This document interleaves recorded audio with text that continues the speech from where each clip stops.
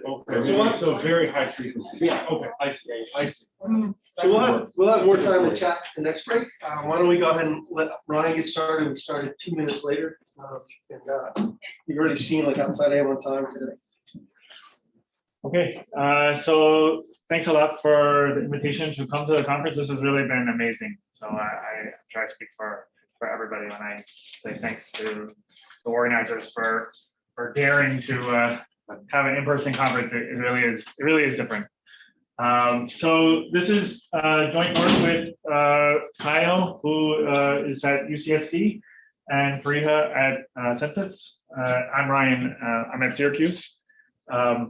I just moved to Syracuse, and I feel good because I sent my first reply all to the Syracuse faculty this morning. So I feel like I'm really fitting in. I'm starting to, You mean I feel like accident? Oh yes, exactly. Accidental reply all to faculty. The whole faculty or just econ? Econ. Okay. I feel like I'm part of the team now. Okay, so George, I don't know if I do it. I worked on this when I was at the Fed. Do I still need a Fed disclaimer? I don't think so. Okay, so I left it in to be safe, but so this paper is about. It seems like 1,000 years ago, right? But there were these like wide-ranging tariff increases on U.S. imports in 2018 and 2019. So it started with sort of very specifically targeted tariffs on solar panels and washing machines coming in from China and Korea in January of 2018. In the spring of 2018, the kind of the trade war was expanded to metals coming from almost every country in the world, including sort of Canada, Mexico, and pretty much any place that didn't have an agreement to sort of cut exports to the U.S. And then we had kind of various waves of tariffs applied on Chinese imports, so that by August of 2019, almost half of all U.S. imports from China had brand new tariffs put on them, and these were mostly on intermediate inputs. At least before sort of September of 2019. Pretty much everything was, the vast majority of tariffs were on either intermediate inputs or kind of capital goods, which you could also, consider as intermediates of some kind. So here's kind of a picture of basically what we're looking at. So the y-axis is kind of the number of country products that were hit by tariffs, right? And so you can see it. By the time we reached late 2019, we had thousands of country product categories that the U.S. is importing affected by these tariffs. And that, and there was this famous summit that went poorly between the U.S. and China in early 2019, and that sort of tariffs went up from 10% to 25%. I was actually in a conference about trade policy uncertainty when that was announced, and I told David Weinstein, who was there, I was like, "Did you see this news? Like, what do you think about this? How is this going to change what you're telling us about tariffs?" So, what's the 10,500? How much is that of the universe? This is for the U.S. I presume. So this is for the U.S. Yeah, I don't actually know the total here, right? But what I do know is that as a share, sort of in value terms, right, it was about 12% of all U.S. imports were hit with these new tariffs, right? The average tariff increase was close to 25 percentage points. So it's about, that was like $300 billion US. Do you also have some measures of the kind of quantitative restrictions that were put in place? So these kind of tariff rate quotas, things like this. So it was basically like you were willing to kind of pull back on how much you exported, and then you didn't get sort of whacked. Yeah. So the what we used to call sort of voluntary export restrictions. Yeah. So those were in there. So actually, the washing machine case, I think maybe the solar panel one was like half tariffs and like half the tariff rate quota. Anyway, that stuff was in there too. in terms of products affected, the vast majority of products were just these simple rate percentage point increases in the tariff rate. But there were, Brazil, for example, steel coming from Brazil was under one of these. We're going to cut our exports to match kind of so that it's like we put in a tariff of 10% or whatever. Right? So aluminum had a 10% tariff, steel had 25, something like that. So the most common response to this, when kind of diplomatic channels failed, as they did almost across the board, to try and tone down the trade war, was to retaliate with tariffs on U.S. exports. So you can see that also by August 2019, about 8% of U.S. exports were facing retaliatory tariffs. The U.S. imports a whole lot more than it exports, right? So a lot of these countries are sort of doubling, tripling, quadrupling tariffs on the same products over time in order to sort of get the exact, you're hitting us with this much, well, we're going to hit you with this much. So, but yeah, this was one of the, this was kind of the biggest change in tariffs in the U.S., both on the import side and the export side, since the 1930s. Right. And of course, the world is very different since then, and world trade is very different since then, because production networks are so much more complex and fragmented across countries now than they were the last time we saw this kind of wide scale trade war.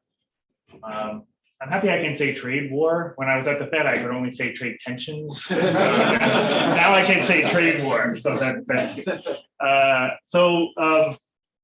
and what this means, right? What this kind of difference in world production means that supply chains can be an important channel of transmitting the impact of shocks across countries, right? We know this in a lot of different contexts, right? And in particular, one we're thinking about is these import tariffs affecting firms and affecting other outcomes of U.S. firms.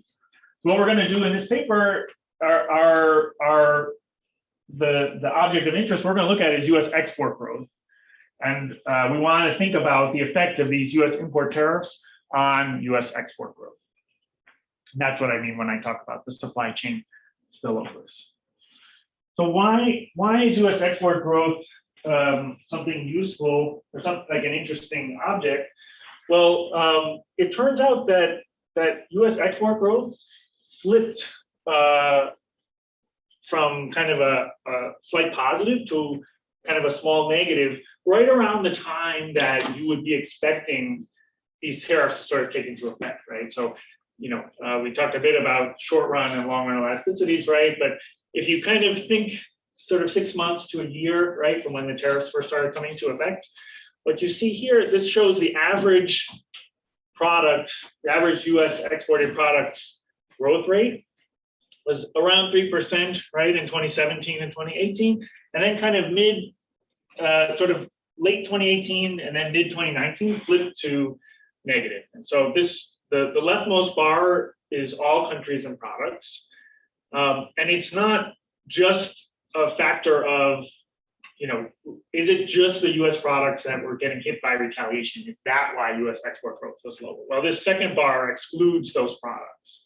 Right? Or was it just because U.S. and China were having tension, right? And it's the products, export products to China were the ones that were falling. This third bar is if you exclude sort of exports to China and NAFTA. So pretty much however you cut the data, something happened to export growth in kind of late 2018, mid 2019. And again, having been at the Fed at this time, right, we work for long hours to be able to say something like exports were weak, right? It's putting something like that into an FOMC statement or whatever. It takes a lot of effort. And at that time, we were saying that. We were saying exports are weak. This is a worrisome sign for the U.S. economy. So just real quick, and then it's just the very last bar, then the white color bar. Yeah. Is exports, but without anything that had tariffs, without anything to China, without anything to Mexico or Canada, anything to Asia or Europe, that's like exports to Africa or something like that? That's all that's left? Yeah, so, that's Or right. whatever else is left that I didn't say, I guess. Yeah, South America, right, Central America. Okay, but that is the idea. Okay, so there's very little, in some sense, there's very little. Okay. Yeah, and you can got it. see, right, it kind of like, there are these things, it kind of performs very differently. Yeah, okay, I just want to make sure I understood. Right, so- Okay, yeah, sorry, go ahead, Tim, sorry. Forgot what I was gonna say. No, but the, Mission accomplished. oh, crap. I really did forget what I was gonna say, so go on. Okay, so basically what I wanted to motivate you with is that the weakness in aggregate US exports through 2019 actually underlines the importance of yes. Yeah, what happened to production? So. I mean, I guess a question is, was it just a kind of minor kind of recession, manufacturing cutback? Yeah, Or so. was it an so- international thing? So there's another paper that's kind of similar to this and thinking about the effects of import tariffs on manufacturing production, for example, and manufacturing employment. So Aaron Flan and Justin Pierce at the Fed have kind of a campaign. I don't want to say campaign. We are working on it at the same time, right? And they're not looking at exports. They're looking at manufacturing production. There was a dip in production. It was not like recessionary, right? But kind of this mid 2019 period, like there were a lot of like questions about what's going on with US manufacturing, right? So I mean, so I guess you it's kind could of almost consistent think with- of that as your same story. Yeah, because it's consistent. just the shock pulled down everything kind of. Yeah, right. If The problem is, so then it's not quite as clean because you don't know, it also could have been something else that was. Exactly. And so what this paper, what we're trying to bring to the table, right, is the identification that we have, right? And what we can say about exports because of the data that we have. So Ryan, just Yeah. The kind of common variation across all locations makes it seem that like you want to control for what's going on with the real exchange rate. Yeah. And foreign demand. Are you going to be able to, you're going to be able to do that, right? Yeah. And you're going to base. So yeah, when we get to the results, right, we're going to be very careful about exactly these things, right? So you have to get the right level of fixed effects, right, to take care of, we're going to need, if I'm going to tell you that there's a difference between products that are affected by import tariffs and products that are not, I have to be sure that I'm accounting for source country effects, right? That I'm accounting for, time effects or whatever. Demand Just shocks, whatever. at a high level, I mean, I don't remember this exactly, but I did think that the dollar appreciated. There was an appreciation that coincided with. That's right. And so you would expect export growth to be weaker. And I do think that there was, at the Fed, you call them like headwinds in the rest of the world. Like the Yeah, economy that's right. was not That's right. doing as well. And those are both factors that would sort of slow down That's true. export growth. And so it's. That's right. That's absolutely right. So I mean this simply as motivation. I'm not going to explain this picture, right? What I'm saying is that this is an interesting question to look at because we think that exports, had something was going on with exports. So let's see what data we can use to. How can we precisely identify? Could you say it that were that really stark, where it was only the ones hit by the shock that went down, you wouldn't need your paper, but your paper is needed because it looks sort of muddied and then you're going to make it clear again. Yeah, I think that's fair. Yeah, so if everything was explained by retaliatory tariffs, right, then we wouldn't really need to dig any further. Okay, so I just want to say one last thing, which is that in this kind of motivation piece, which is that this was the goal, right? Was to target imported intermediate. So although you said, well, your paper is useful for this, right? It shouldn't be surprising to us. The result shouldn't be surprising to anybody, right? Who studies economics, that if you increase the cost of these inputs, that exports are going to fall, right? And that's exactly what they want. They wanted these firms to be changing their sourcing decisions. They wanted these firms to be acting in this way, right? So what we bring to the table is we can say, well, this is the actual effect. We can estimate it. Our goal is to estimate the effect precisely rather than to sort of say, oh, like, guess what? You're not, some big news, like US exports fell because importers paid more for their inputs, right? So what we're gonna do is we're gonna use confidential firm trade transactions data as of 2016 to measure the incidence of the tariffs by firm characteristics. So this is important, right? We just talked about, this is a dynamic trade conference, right? And, we know the importance of the extensive margin. Multiple papers in this conference have talked about how important the extensive margin is. If firms are leaving as a result of the tariffs, right, then we're not going to, then just looking at the effect at that time is not going to be the entire, it's not going to be the whole picture, right? So we're going to use data from before the trade war began to sort of see who is being affected by the tariffs, right? At the same time, we know that trading patterns are very persistent over time, so that the firms are likely to be the same firms, but this is not a real-time analysis of firm level behavior, right? This is using confidential data on firms to figure out the products that are most likely to be affected by these tariffs. And then we're going to see what's happening to those products that are affected compared to those that aren't. Okay, so what are we going to do? We're going to look at firms that imported tariff things, and we're going to see what they exported. And then we're going to generate an exposure measure for export products that says, well, a lot of firms in this export product face tariffs. And this one, a lot of firms didn't face tariffs. And that's how we're going to distinguish between things that are exposed and things that aren't, right? And that's what we're going to use to identify our supply chain spillover. This is, again, I want to emphasize this is not a paper on firm level outcomes, okay? We're working very hard on this.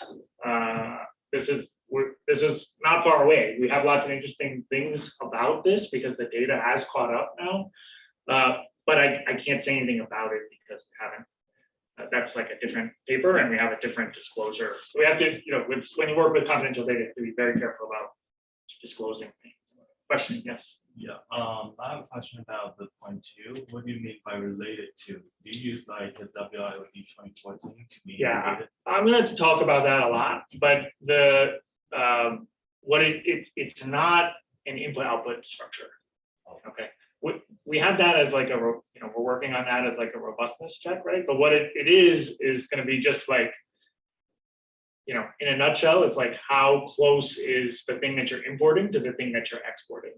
Right? If you're importing some product and then you're exporting some very similar product to that, it's right? Like that's like in the code. Yeah. So that's one. We have kind of this variety of measures. You could also say, well, if you're importing anything, I'm importing a chair, and my exports of cars are affected. Right? That's another way to sort of think about a firm being affected. Or you could say if I'm importing a chair and my exports of a chair with varnish, right, then that's an affected product. Right? You could do either. We have kind of this hierarchy of how to think about these, but it's not. Our main results are not input-output linkages, and in fact, like I'll talk more about it. So what we find is that the administration kind of famously minimized the effects of these tariffs on the U.S. economy. Wilbur Ross appeared on TV and said, he held up a Campbell soup can and said, this is like the cost of this can is going to go up by 5 cents or something as a result of these tariffs, right?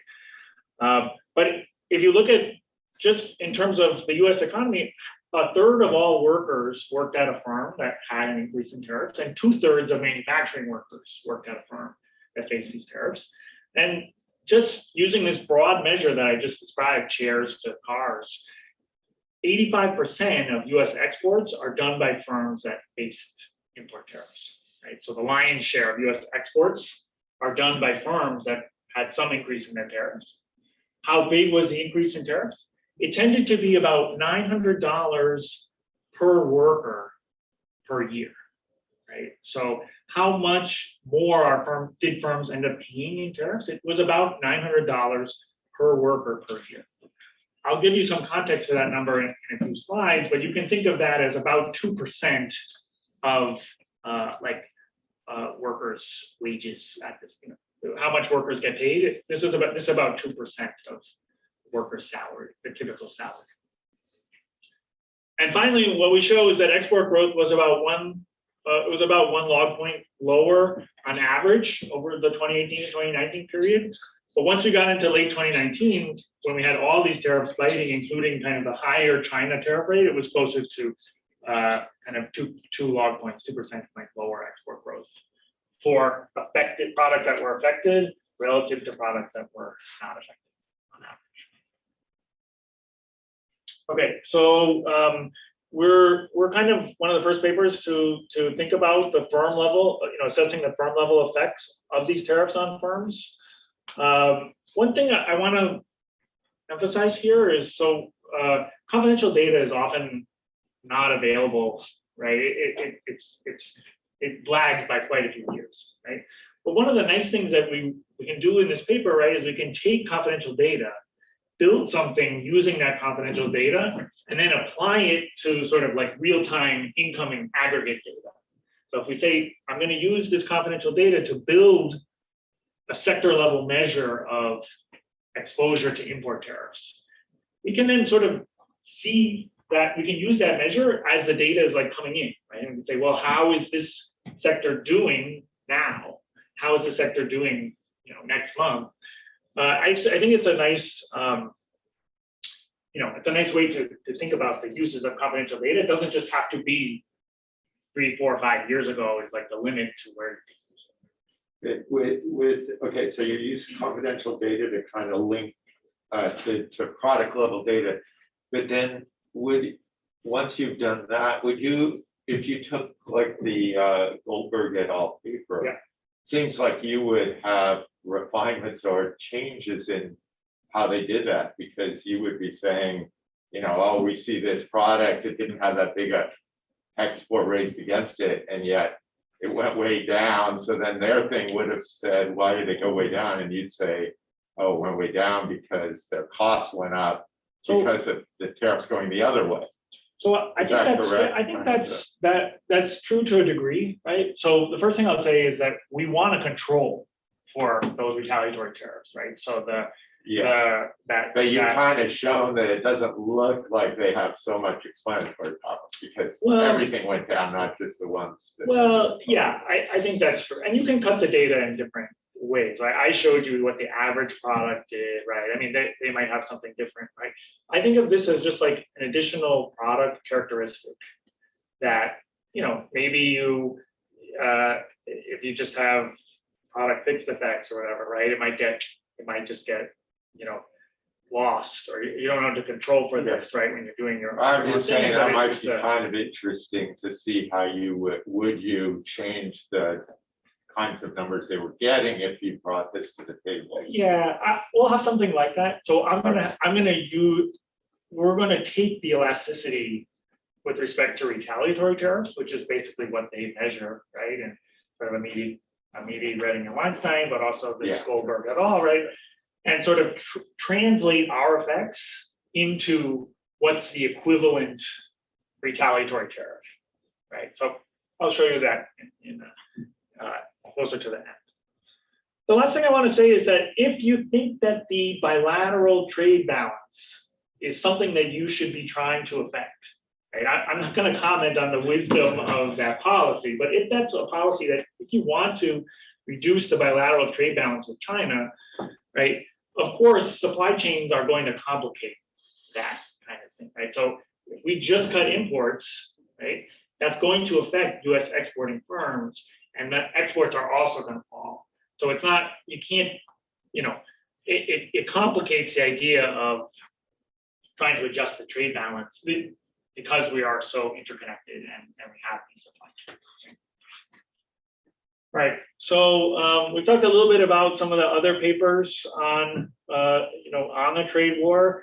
One thing that hasn't come up yet, right, is the effect of trade policy uncertainty. Obviously, Kyle has done work on this, right? But we have sort of seen some work showing that U.S. firms, when they talk about trade policy uncertainty, they're talking about exactly this kind of thing, right? Like what's happening with tariffs? Are tariffs going to go up? Joe talked about this a little bit earlier today, right? So There's also a paper that I saw pretty recently that looks at Chinese firm level data that does kind of the flip side of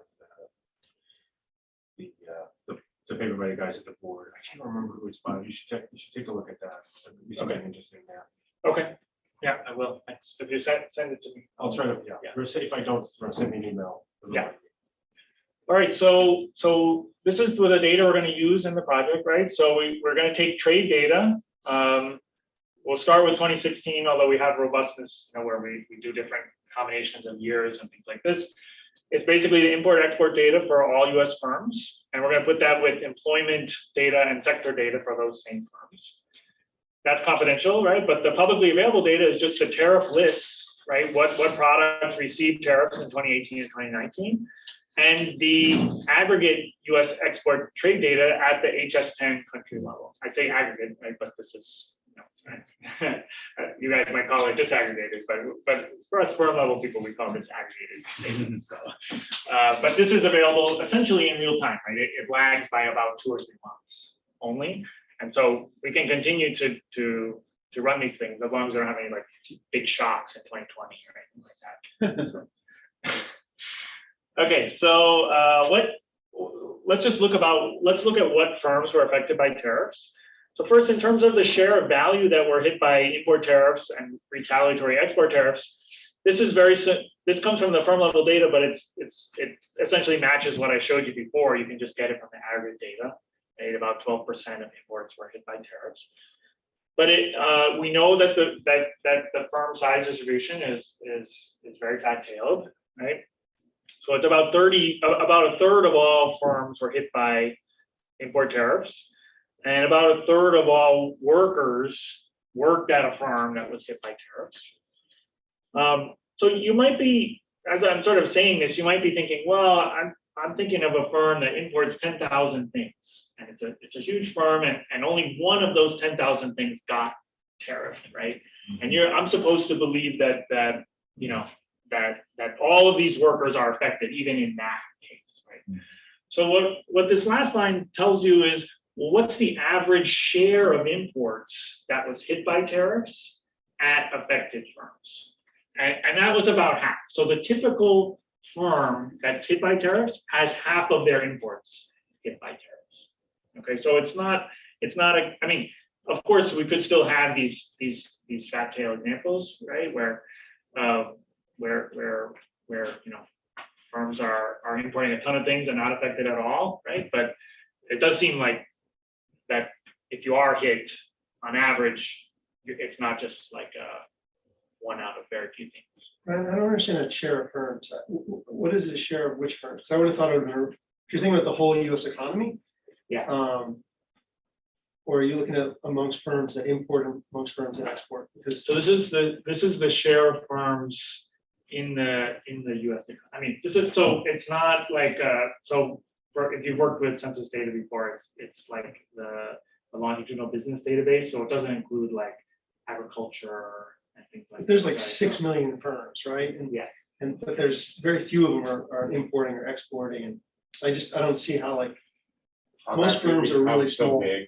Yeah, so usually when you do like a count of firms, there's only like 5% are involved in trade. So I'm kind of having a hard time with this. So right. So I think So I think your denominator must be something different than I'm thinking about.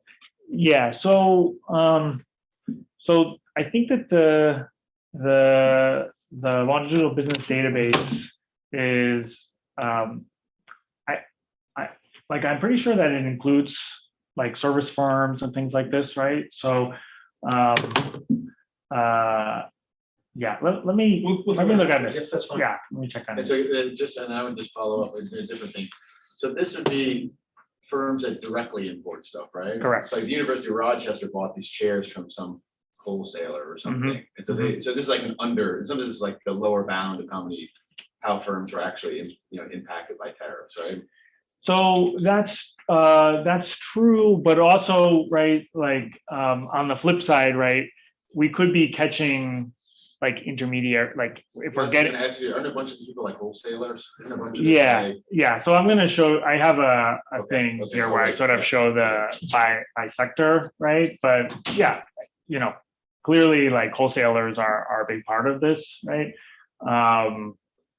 So, but yeah, I mean, you could also go the flip side, right? And say, well, you know, firms that I think are affected by the tariffs, right? Are not gonna be, because of the way that we're measuring the data or whatever, are not going to be showing up here because they're buying it from the guy off the dock or whatever, right? And so they're clearly going to be paying the effects of the tariffs, but they're not in there. That's your point, right? But on the flip side, right, if we don't think that the firm, you know, if some firm like dropped out or whatever, right, then it could go the other way. Then we wouldn't be yeah, and we wouldn't think that they're affected on. Okay, so let's take a look at how tariff importers differ not just from importers but from all firms. So we know that importers have a huge size premium, right? So this is consistent with a lot of existing work. The firms that were getting hit by tariffs had an even larger size premium, right, than these guys. So of course these are a subset of these, right? But essentially the firms that were getting hit by tariffs were some of the most, you know, some of the largest, we would say the most productive firms in the whole U.S. economy. I think right? that might answer George's point or say that there's something weird about it because you had 31% of employees affected by 31% of firms. So the percent of firms should have been tiny, Mhm. probably so. Yeah, so this because might of them be, being so this- much bigger. yeah, okay. This might be the share of importers. This might be the share of importing firms. That's what I was- Yeah, it's gotta be something like that. Okay. Okay, let me go back and check that. So tariff importers, they paid their workers about $58,000 a year. That's pretty similar to the wage, you know, to the pay rate at all importers. In terms of retaliation, right? We see the size premium that magnified even more, right? So tariff exporters on average are about 3 times the size of the typical exporter. So these were definitely hitting the hardest, but hitting big firms the hardest. So in terms of the output sectors, so Kim was asking, you know, where are these hitting, right? So you can see that in manufacturing, it was about 66% of manufacturing importers were hit by tariffs. If you go down to this other category, which includes things like you know, services, firms, and agriculture, things like this, much fewer workers are being affected. So here's this number we calculated. Let me use this one. So we found that it was about, if you add up the total duties, right? So take the duty rate that they impose, multiply it by their imports, so you get the total value of tariffs that they paid, and divide by the number of workers, you get about $900. That's I use annual data there, right? But it's about $900 per worker in duties that were paid. You compare that to this number that I showed you here of where they're paying workers about $58,000 a year on average. Duties are about 1.5% of the typical payroll. It's sort of a funny way to look at it. I mean, I would have scaled it by like input costs, right? Yeah. So Because it's really a material, how your material costs are changed. yeah, Material costs are 3 to 4 times labor costs. So it's, I'm very sympathetic to that notion. It is really hard to get a good measure of those costs, you know, for the scale that we're kind of looking at here, right? So I mean, one thing we could do instead of dividing by workers is we could divide by total value of imports as a measure of cost, right? But then you just kind of get back to duty right back. So, but we're going to do something like this when in our yeah, analysis. we'll see how. Okay. All right. So so that's kind of One last thing I want to say is, so that Amidi, Rating, and Weinstein paper in Journal of Economic Perspectives tried to come up with a cost of what's the cost to the average household of the increase in tariffs, right? And actually got a number not that far from this, right? So a completely different methodology. They had something, I think they had like $1,100, $1,200, the average household increase in household expenditures as a result of tariffs. So anyway, so now let me turn to how we're going to think about U.S. exports being affected by these tariffs. And the way we're going to do it is we're going to use our firm level data that we have, where we observe both the exports and imports of a firm, and ask what share of exports are by firms facing import tariffs, and what share of exporters, right, the firm level identifier facing import tariffs.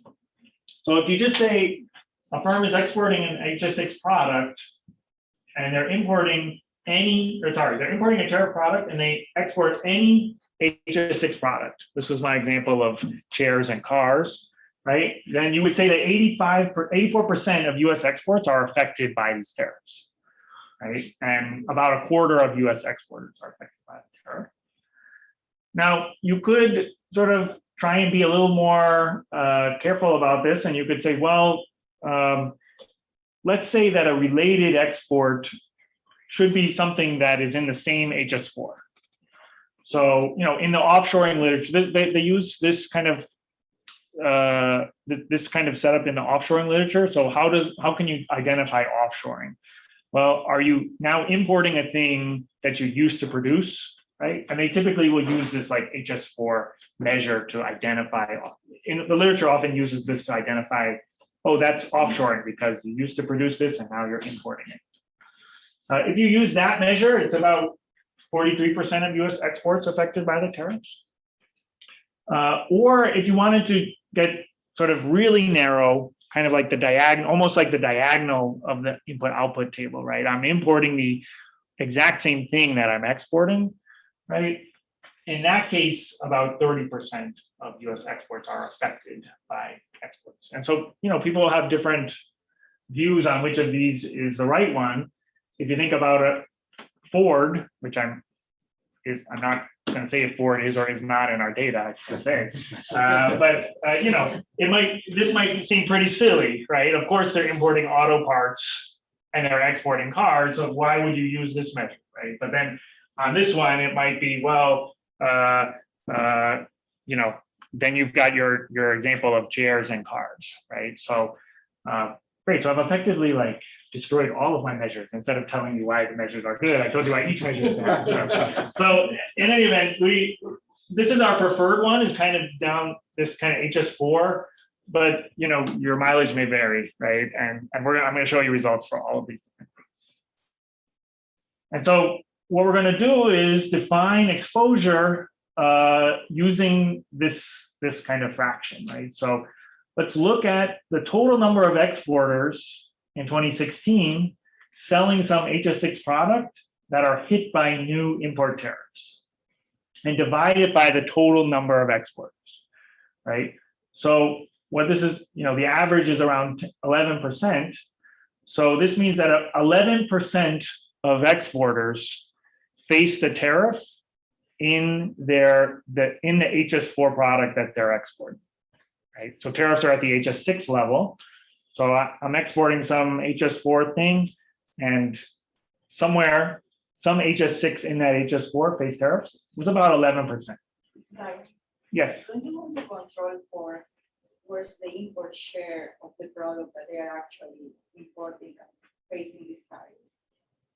But yeah, you have So the number, right? Like they are importing this product that faces a tariff, but you don't know if the import share is very high or it's very low. So you mean the import share out of the total value of their imports? Yes.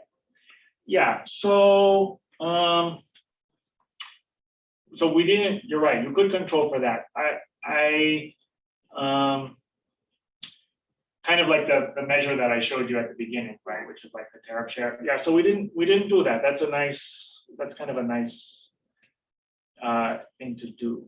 Yeah, because here you're using firm level data, but if you look at the real data set, Yeah, and you look at what's the exposure of a sector, you can look at the import share of that sector yeah. and the effective tariffs that are applied on that, sector that they export. That's right. So you could, yeah, I like that idea. So of course, the tricky thing is, right, that if you're going that every firm every firm is going to have kind of a different production function, right? And that's kind of why we are not making our IO results the main results, right? Because we don't want to say anything about the production function of the firm, right? We don't want to say that they're, especially because, as I was telling George earlier, it's hard to get a measure of like the total cost, right? We can't, it'd be very hard to say this firm uses 90% of its imports as, this firm's costs are 90% imports and this firm's costs are 10% imports, right? That kind of like putting in the imports into the total domestic cost, whatever, is very challenging with the data we have. So that's why we tried not to make assumptions about the production function of the firm, or to say, that we see that you're importing this and you're exporting that. So we're going to say that the thing that you're exporting is affected, whether or not, I don't want to say that it's really important or it's not really important to the firm if we don't kind of know what every firm has a different production function. Right. But I like the suggestion. I'm going to take that. I'm going to talk about that with my colleagues. So we are going to have an additional measure. I'm not going to be able to show you any results about this, but this is similar to what George was saying earlier. So we could, and I guess this gets a little bit to what you're thinking of too, Maria, right? So we could look at the increase in tariffs as a share of costs at the firm level, and then weighted by how important that firm is in the product, right? So here, this is for all firms, all exporting firms in product P. What's the increase in tariffs that they faced? And what are their total costs, right? And then think how important that firm is in the product. It's a little bit like what you were saying, Maria. With the complication that, that costs are really going to be, the best data we have is the value of imports, right? Rather than the total variable cost, or whatever, which is the ideal measure. And we just don't have that with the kind of accuracy that we would want. Okay, so I talked about this, right? So you can think about exposure in terms of overall sensitivity. You could think about it in terms of how you think of it in offshoring, or just in the very same section. So I have 15 minutes? Or I have 5 minutes? 17.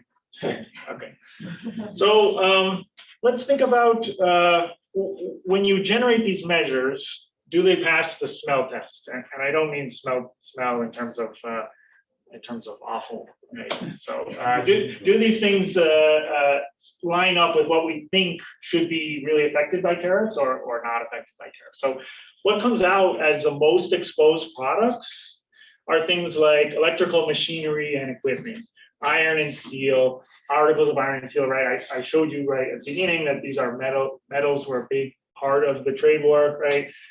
Machinery, mechanical appliances, these feel like things that are in the production, further down in the production chain, right? And the things that we come up with as least exposed to the tariffs are things like feathers, articles of human hair, vegetable materials, wood pulp, right? Things that we feel are more like raw materials, right? So something like this makes me feel like our measure is doing a good job of like capturing this supply chain thing that we're after, right? Where we're trying to get things that are further down the production chain and that are being affected by this increase in tariffs. All right, so how we're going to operationalize it. So we start with a gravity style export equation. So this is very standard, right? And we're just going to put in this our new measure, the import tariff exposure measure here, right? Trade data is very seasonal. So the main results I'm going to show you today are 12-month differences. So basically wash out kind of the seasonal patterns in product level US exports. right? Think about the changes in these things. These are going to be the retaliatory tariffs, by the way, that I was telling you earlier, Sam. So, and then we're going to do a different dip. So we'll estimate the supply chain impact after the tariff escalation begins relative to the period before the tariff escalation. So our first difference, right, is going to be products that are exposed versus products that are not exposed. And our second difference is going to be before the tariffs and after the tariffs, right? So in this way, right, we're going to be able to identify how much lower export growth is, if it is lower, for affected products, you know, relying on it, that the same change happens, you know, that before and after the trade war. Sorry, and you're estimating these gammas as just not time varying? So at first, we're gonna have time varying stuff, but just to fix the idea, right, you could do I'm gonna show you a pre and post first. Okay. I want to note too that we could just estimate this thing without doing 12-month changes if we pick our fixed effects very carefully, right? So you can kind of take care of the seasonality of the data if you do things like put in calendar month fixed effects, right? I'm going to show you kind of 12-month changes. I'm going to show you growth rates because that's how I motivated this stuff, right? But if you could do something very similar with like if you want to call it event study or a level regression, right? And you know, it's something that we're working on. But it's going to be pretty similar as long as you get your fixed effects. Question? But just to be clear about stuff you were saying earlier, so you use the firm level data to create the ITE thing, Yep. and now you can run this any month you want. Right? Exactly. This is the thing you can do in real time, more or less. Okay. Correct. Correct. So this is now, so right. So these exports are not firm level. Right? Right, This is exactly. product. This is U.S. exports of product P to country C. But you in needed the month firm P. level stuff to compute the ITE, Exactly. the hope that that's pretty stable over time. Yeah. So we're not going to. We're for the purposes of this, right? It's not going to be time varying because we needed to kind of take a state, if you want to call it steady state or whatever. You know, something where there were not these kind of shocks going on, and we're just going to say this is our exposure measure, and then we can catch. We're not going to let it vary over time, but we can, as George was foreshadowing, right? You can kind of then put in like time dummies to get like a dynamic effect, but the measure itself is not time varying. But the whole point of the policy was to try to get that ITE to vary over time. So the further you go out, if there's actually been some reallocation, Yeah. the worse measure it is. So I don't know if I agree with that because reallocation, right? So the reallocation you're thinking about is that firms are switching from importing to buying domestically, for example, Yeah. right? Well, that's still going to show up because we're identifying those products that are affected by the tariffs, right? If firms are dropping out of importing and buying domestically, but then the product isn't as good or it doesn't fit as much, then that could lead to lower exports. Yeah, but it might not fit as much in the beginning and then later on fit just fine because you've made some sort of adjustment to your process. And so. But if it shows up if it shows up as low, you know, lowering export growth even later, then that's fine. I'm still right. My pre-measure might take into account the fact that firms in this sector are more likely to be swapping or whatever, right? Or they might be more likely to drop out of importing completely in a way that if I was just following firms over time, I wouldn't have. Okay. Right. Yeah. Let's talk more about it, but I think that this is covering what you're worried about. All right. So then we've got just a dummy variable to start off with for post 2018, 12-month changes. We've got my retaliatory tariff here. We're going to absorb product calendar quarter effects. This is another way to kind of deal with seasonality, right? Country month, this is going to deal with kind of changes in the real exchange rate, these sector month fixed effects are going to be helping us with kind of demand shocks and things like this. So we're trying to kind of make it as saturated as we can. Finally, just to help you think about what the results I'm going to show you. So I said already that the average sector had about 11% of firms affected by tariffs using our preferred measure. Handily, the standard deviation is also 0.11. So when you're thinking of the diff and diff, you can think of a completely unaffected product, right? This product had no tariffs on its exporters, and you're comparing it to an affected product that where 11% of them had products hit by tariffs. Okay. So here's the first diff, and basically this shows you. This is just using the pre-data. So if we look at, are there differences in exposed products between 2016 and 2017? We don't get anything out, right? So there's no kind of pre-trend in these kind of exposure measures.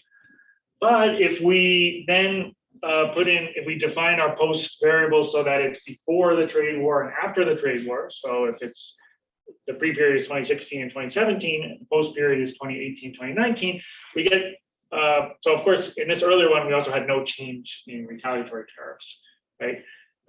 But if we put this in with the retaliatory tariffs, right, we see that we get kind of these, we get some action here. So this elasticity that's estimated here on the retaliatory tariffs is squarely in line with kind of earlier work on the trade war, right? An elasticity of around -1 was what they tend to find. So we find that too, but then we find these extra effects on exports in products that were hit hard by import tariffs. Okay, so how to think about it? Well, remember that basically moving from an unaffected sector to the mean is about 0.11. So the typical affected sector has export growth lower by this -0.09 times 0.11, that's about one percentage point lower export growth. If you're in a mean affected sector, your export growth is about 1 percentage point. I'm going to skip Can this. you do the same translation for the first so we can kind of compare the power of the first row versus the subsequent rows? Yeah, so so the foreign retaliation, right, was so I think so it was about 0.13. So it's tricky because there were no there. Yeah. So I think if you do like 0.1, so it was like I think it was like a yeah. I don't think it. Let me get back to you on that. I don't think it's tricky because you have all these zeros over like for things that have retaliatory tariffs. So I don't know exactly. I have to make sure I can answer that question. I'm going to skip this stuff. You can break it down by tranche, right? I kind of told you about the different tranches of tariffs. Instead, I'm just going to go to the dynamic specification. So it looks very similar, but instead of this kind of pre-post, now I have a count, like something identifying the quarter where things came up, right? And so here, once you started getting into 2019 Q2, 2019 Q3, that's when we started to have kind of these big, the largest effects were kind of in the middle of 2019. What's interesting is that, so you mentioned kind of reallocation, George, earlier, is that the effects started to kind of, they looked like they were kind of going away by late 2019, or maybe this was like firms were adjusting, they were starting to adjust, they were getting new supply. It took this long to set up new suppliers, right? So the effects are not as strong. The effects were much stronger in kind of the 6 month to a year period after the tariffs came. So yeah, this is kind of that chart visually. So the red dots are the baseline. If you look at these coefficients, right, you can see that they get they're the lowest once you get down here, 2019 Q2, Q3. Maybe this is still all the 12-month differences though, right? Yeah. Correct. So we're also comparing 2019 Q4 with 2018 That's right. Q4 where we're all. That's the other point. Yeah, that's right. So right. The So level is still depressed is all. correct. That's right. That's exactly. Right. Are you gonna accumulate these? I guess that goes to. Yeah. Be nice So- to Yeah, accumulate that's them and what turn I'm them getting into at, like yeah. a Yeah, longer so- elasticity. So let's see if this satisfies you. Yeah, that's So basically, in the worst quarter, it translates into about 2 percentage points lower export growth for the typical effective product. And, it ends up being about, if you average the quarters, then you get about 0.8 percentage points lower growth in 2018 and 1.3. If you kind of sum these up, it goes also to right around the kind of 2 percentage points lower growth. So the cumulative change, if you sum up these quarterly effects, export growth in these affected products was about 1.3 plus 0.7. It's about, it was about like 2.1 points lower. Okay, so let's translate this into what tariff what foreign tariff would have to be imposed to get these effects that we're getting from our supply chain thing. Well, I can just take this thing, right? I have this, and I have this effect, so I can figure out what tariff I need to sort of match the effect that I'm estimating in the data, right? If I just treat this as an equation rather than as a regression equation. And so it ends up being a tariff of about 2.2%. Basically, the world would have to put on a tariff of 2.2% on US exports to match what we saw coming from these supply chain effects. So 2.2 percentage point tariff doesn't seem that big, right?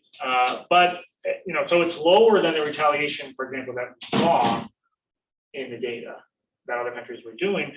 But for a U.S. policy-induced export friction on all U.S. exports, it actually is pretty big, right? So if you apply it to all U.S. exports, 2.2 percentage tariff, that's more than the typical MFN rate. Well, can't you somehow feel like you should correct for the fact that the actual retaliatory tariffs were narrow? Yeah. And this calculation you're doing is like everything. So can't you do some sort of back of the envelope to translate one into the other? And then have a statement like, Yeah. So the US import tariffs were the equivalent of, say, more than the. yeah. So if you wanted to, so if you wanted to sit right, so I told you about 10% of exports were affected by retaliatory tariffs, right? So you could multiply this by 10, right? It would be, by multiplying, by the 2 by 10, and then at 20%, is that kind of reasonable for? I think that's as the ballpark. retaliatory ones do? Yeah, I mean, you get into some timing, the timing is tricky here. This is based on a quarterly. Order of magnitude, they're kind of similar, you think? I think so, yeah.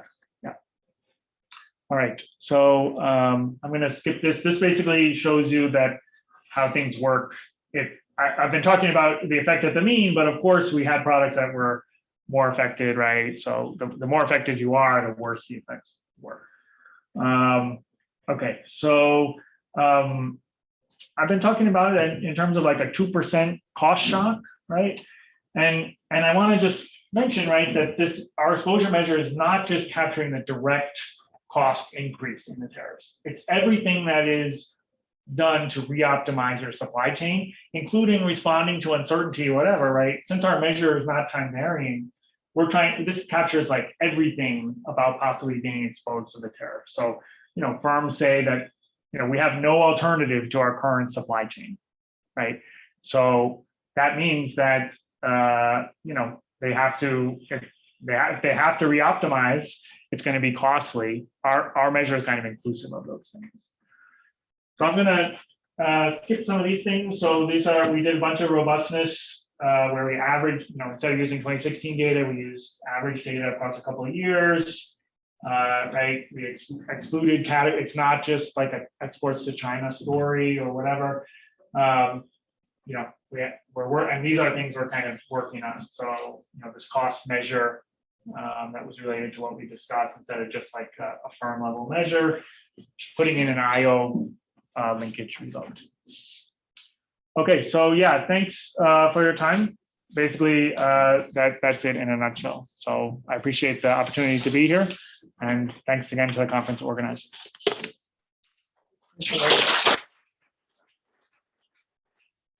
So we have another 15-minute break, so let's come back in 14 minutes. So Ryan, could you, okay, you started out with that picture with the multiple bars, high and then Yes. low. Couldn't you simulate